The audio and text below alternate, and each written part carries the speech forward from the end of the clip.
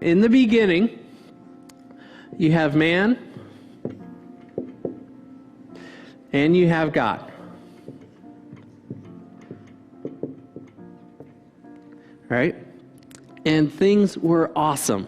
Right? We were in the garden, we were walking in the cool of the day with him, and it was amazing. I wish I could have been there to witness it, but God gave Adam and Eve a very specific decree. He said, do not eat from the forbidden tree, the knowledge of good and evil.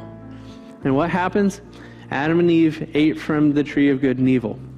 And that action is what we call sin, right? Sin is anything that goes against the will of God, anything that detours us from God's will.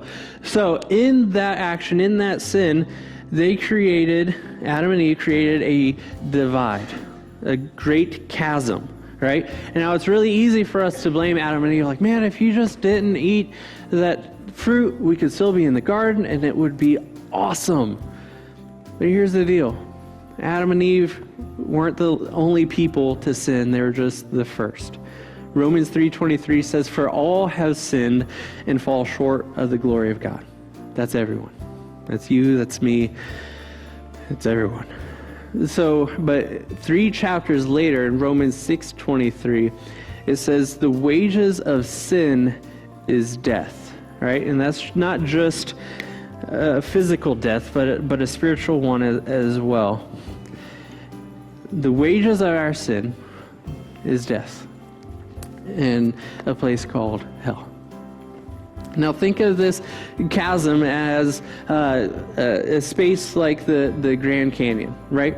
We can try our hardest to run across and make that leap, but we're never going to get to the other side. Especially me, I have a credit card vert, so I'm doomed. But the really amazing thing about Christianity, more than any other religion, is that we don't have to be the one to make that gap, to bridge that gap. So many other world religions are all about doing things, earning enough good points to get to heaven and doing. But the amazing thing is that God has already done that. When God sent his son here to live a perfect life, to ultimately die in our place, he bridged that gap. And in 1 Peter 3:18, it says, for Christ also suffered once for all sins, for the righteous and the unrighteous, that he might bring us to God, being put to death in the flesh, but being made alive in the spirit.